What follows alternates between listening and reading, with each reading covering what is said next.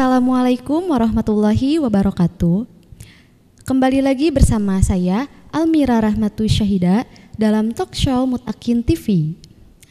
Pada kesempatan kali ini kami akan membahas mengenai kepramukaan khususnya yang ada di kampus STAI Dr. KHZ Mutakin Purwakarta dengan narasumber kami yaitu Kak Dr. Muhammad Ridwan Effendi MUD. Assalamualaikum Pak. Waalaikumsalam. Bagaimana kabarnya? Alhamdulillah. Baik. Iya, sebelumnya terima kasih sudah menyempatkan waktunya Sama-sama. untuk bisa menjadi narasumber dalam acara kami ini. Siap. Dengan senang hati. Alhamdulillah, terima kasih Pak.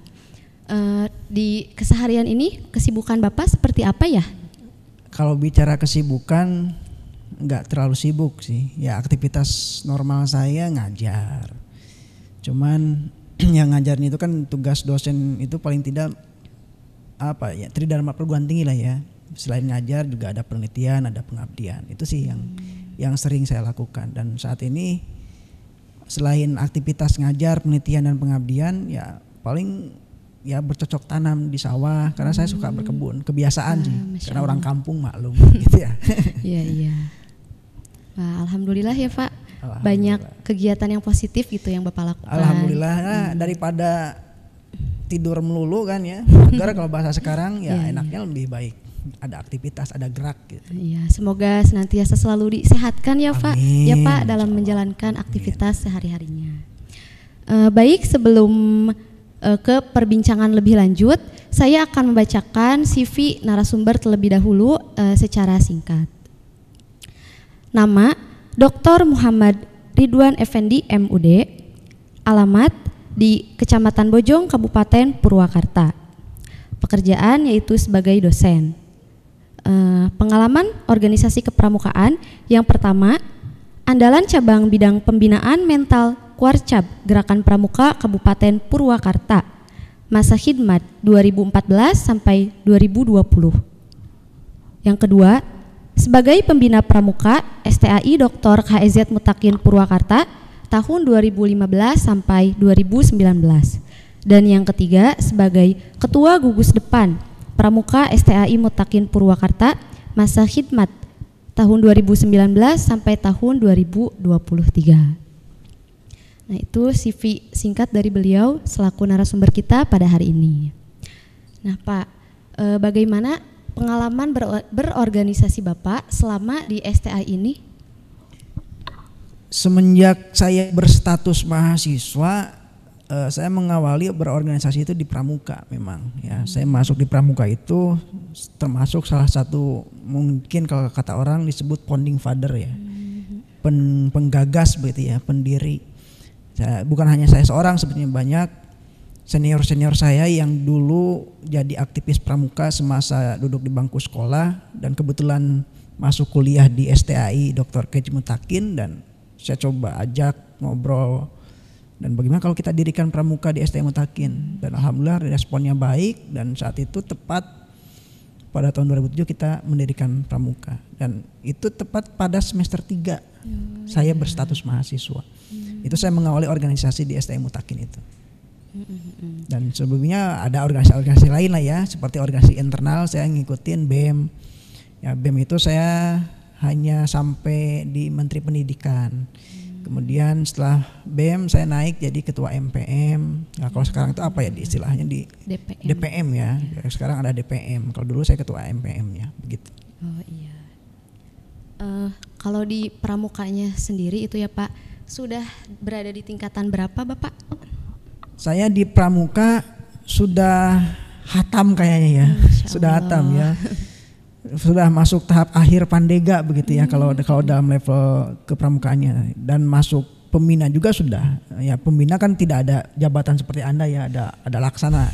Saya dulu dari zaman pramuka siaga sampai pandega juga sudah diikutin itu, tahapan pendidikan latihannya juga sudah diikutin. Bahkan organisasi otonom yang ada di pramuka itu seperti halnya SAR juga dulu pernah saya ikut diklat, tapi gak begitu serius karena aktivitasnya padat gitu ya.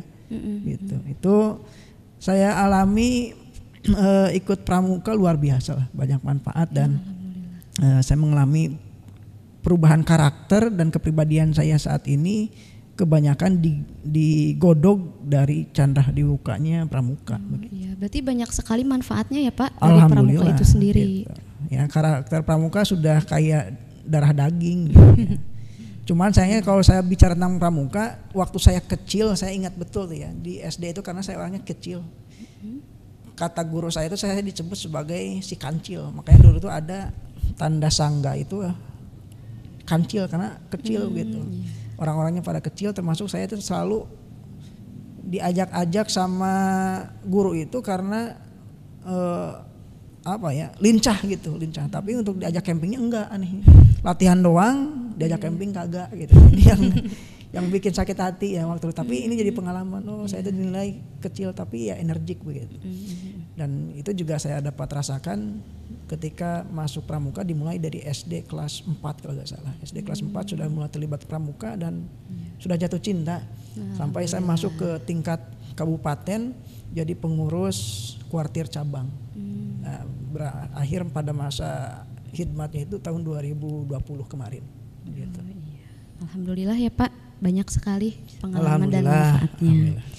Nah, untuk di STAI sendiri sejarah berdirinya pramuka itu seperti apa Pak? Di STAI Mutakin seperti yang tadi disampaikan, seingat saya 2007 kita mengawali pendirian pramuka. 2007 kita ini mengawali pramuka, digagas kurang lebih hanya 9 orang penggagasnya. Ya, senior saya itu di pramuka yang mendidik saya salah satunya ada Kak Muhsin yang sekarang jadi anggota dewan. Ya, anggota dewan DPRD DPRD Purwakarta ya. Beliau ini salah satu founding father pramuka STAI Mutakin. Kemudian juga ada Kak Epa Nur Latifah ya, pengusaha beliau yang rumahnya pas belokan Jalan Baru itu. Termasuk ada Kak Ahmad Arifudin Hilmi ya, itu juga kawan selaku penggagas juga. Tapi semenjak 2007 kita ikut dan alhamdulillah jumlahnya itu ibu-ibu semua. Bukan ibu semua maksudnya, kebanyakan ibu-ibu yang masuk pramuka. Dan itu asik gitu. Dan kegiatan pertama kita itu namanya petir pertama dan dilaksanakan seingat saya di Curug Cijalu, Subang. Itu mengadakan rekrutmen besar-besaran anggota pramuka dan bertambah jumlahnya kurang lebih di atas 30 orang. 30 orang direkrut, kemudian latihan setiap seminggu sekali dan tepat pada tahun 2008 kita diminta ada perwakilan untuk ikut Raimuna di kalangan mahasiswa dan kita kirim 2 sangga sekaligus 20 orang dari STAI Mutakin dan itu jadi tim waduh luar biasa. Pengalaman pertama masuk tingkat nasional dalam Raimuna gitu. Itu yang pengalaman 2008. Cuman sayangnya ketika saya pas mau lulus regenerasi kurang. 2010 agak menurun. Kemudian mulai hidup lagi itu ketika tahun 2012. 2012 mulai hidup lagi sampai sekarang. Gitu. Dengan berbagai macam regenerasi ketua-ketua ketua sangga, ketua ambalan, ketua pandega di perguruan tinggi gitu. Itu alhamdulillah. Mudah-mudahan ini juga bisa bertahan lama ya pramuka ini karena konon katanya pramuka ini disinyalir sebagai organisasi kekanak-kanakan bagi sebagian orang yang tidak senang. Kenapa? Karena cuma bisanya tepuk pramuka aja doang gitu, gak ada yang lain, gak bisa tepuk-tepuk yang lain gitu. Guyonannya begitu. Ya, seperti itu ya. Kalau dulu kan pramuka itu mungkin hanya sebatas unit kegiatan mahasiswa ya Pak. Namun sekarang ini pramuka itu dijadikan mata kuliah wajib untuk prodi tarbiyah. Alasannya kenapa gitu? Apa pentingnya gitu menjadi mata kuliah wajib di STAI ini? Pertama, saya harus merujuk pada salah satu peraturan yang jadi dasar hukum kenapa pramuka itu wajib ada di satuan pendidikan. Saya ingat betul undang-undang 12 tahun 2010 itu mengamanatkan tentang satu-satunya organisasi kepemudaan yang punya undang-undang yaitu pramuka, gerakan pramuka. Nah, harus ada turunannya dong yang namanya undang-undang itu. Nah, turunan dari undang-undang itu namanya peraturan. Ya, peraturan yang mengatur tentang pramuka itu adalah Permendikbud nomor 36 tahun 2014 kalau nggak salah. Ya, atau 2015 saya lupa lagi. Kurang 2014 kalau nggak salah ya. Nah, dalam peraturan 36 Permendikbud 36 2014 itu ada satu klausul pasal yang menyebutkan bahwa setiap satuan pendidikan jenjang pendidikan dasar dan menengah wajib menyelenggarakan kegiatan kepramukaan, bahkan organisasi ekstrakurikuler. Nah, kan di STAI Mutakin sendiri ini kan ada prodi keguruan. Ya, di prodi STAI Mutakin ini ada PAI, betul ya? Ada PBA, ada PIAUD. Ya, ada 3 prodi keguruan kan di prodi di STAI Mutakin ini. Karena mencetak guru harus siap dong tentang ilmu kepramukaan ketika manakala mereka terjun di sekolah. Betul nggak? Iya, betul. Nah, ketika mereka terjun di sekolah harus siap dengan ilmu pramukanya. Maka kita menyiapkan ilmu dasar pramukaannya. Sekalipun orang misalkan ada yang sudah mengalami ketika duduk di bangku sekolah, ya kita perkuat identitas kepramukaannya dia di STAI Mutakin ini. Begitu. Karena ketika nanti sudah terjun di satuan pendidikan, dia sudah siap, oh saya ini sudah pernah punya ilmu pramuka di STAI Mutakin. Waktu duduk di prodi PAI, waktu duduk di prodi PBA, atau bahkan mungkin waktu duduk di prodi PIAUD. Nah, yang aturan PIAUD ada namanya sekarang itu berdasarkan edaran Menteri Nadiem Makarim pada tahun 2019 itu PIAUD ini ada pendidikan pramukaan prasiaga. Bahkan sekarang kalau Anda lihat nih, Mbak Almira, di lapangan ada sekolah-sekolah jenjang PAUD gitu ya, baik TK maupun RA, sekarang mengharuskan peserta didiknya itu pakai pakaian pramuka. Iya, betul. Itu sebagai apa? Sebagai bentuk dukungan terhadap kebijakan pemerintah tentang adanya pendidikan pramuka prasiaga. Nah, apalagi di STAI Mutakin ada prodi PIAUD, maka mengharuskan prodi PIAUD untuk bisa ikut terlibat di dalam pendidikan kepramukaan. Nah, tentang pertanyaan kenapa kan gitu ya? Kenapa harus ada pendidikan pramuka sebagai bukan hanya organisasi wajib di STAI tapi sebagai mata kuliah? Tadi pertanyaan gitu. Nah, di dalam Permendikbud nomor 36 2014 itu ada pasal berapa? Pasal 2 atau pasal 3 persisnya kurang lebih mengatakan gini, bahwa pendidikan kepramukaan itu bisa diadakan dengan tiga mode. Yang satu ada model blok, yang ketiga 2 ada model akselerasi, yang ketiga ada model reguler. Ya, model blok ini hanya kegiatan tahunan sepertinya perkemahan, jambore, raimuna, itu hanya sekedar itu saja. Dan nggak mungkin kita hanya menyelenggarakan kegiatan pramukaan hanya sebatas itu. Yang kedua ada model akselerasi. Ya, model ini yang kita lakukan hari ini, bagaimana pendidikan kepramukaan ini dijadikan sebagai mata kuliah.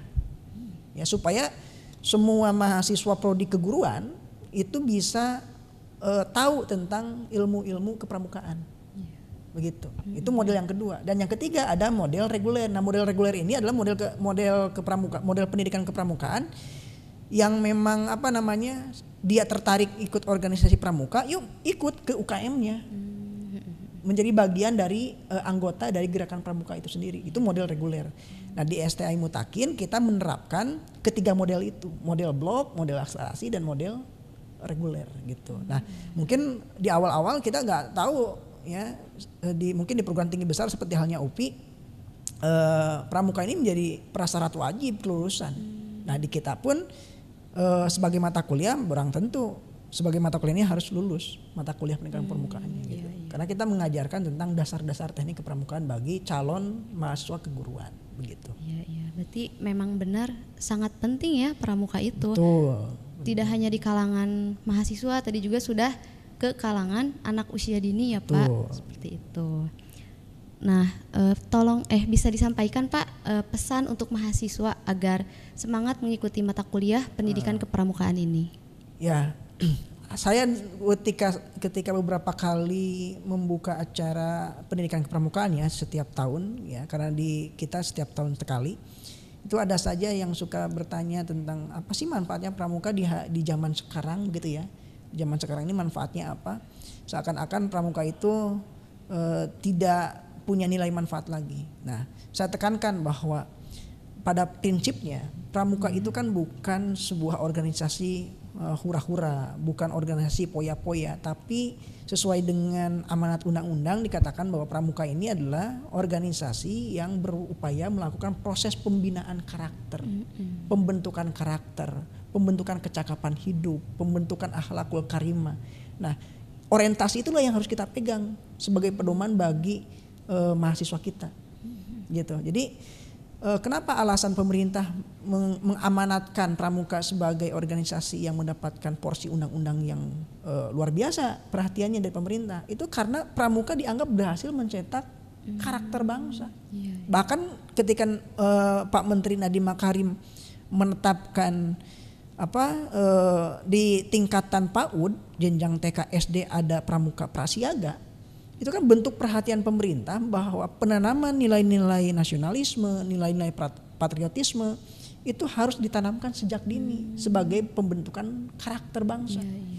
Nah, hari ini kan di zaman sekarang, di era disrupsi semacam ini, orang kan sudah semakin tergerus karakternya dengan budaya-budaya asing begitu ya. Bagaimana Pramuka bisa menjadi counter attack untuk mempertahankan karakter bangsanya.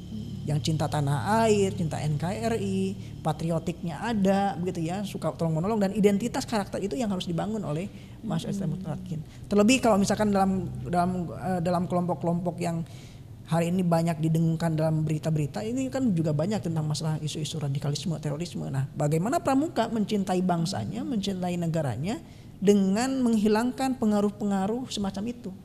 Jadi doktrin-doktrin yang tidak relevan dengan nilai-nilai kebangsaan dan nilai-nilai nasionalisme kita tantang gitu. Jangan sampai hidup dan tinggal berdiri di STI Mutakin. Nah, saya harapkan mahasiswa STI Mutakin dengan adanya program pendidikan kepramukaan yang kemudian masuk ke dalam mode akselerasi di kurikulum ya, di kurikulum pendidikan keguruan ini bisa dimanfaatkan sebagai upaya untuk mencintai tanah air, kemudian meningkatkan serta menguatkan karakter bangsanya, terutama sebagai seorang agamawan juga sebagai karakter muslimnya, begitu barangkali.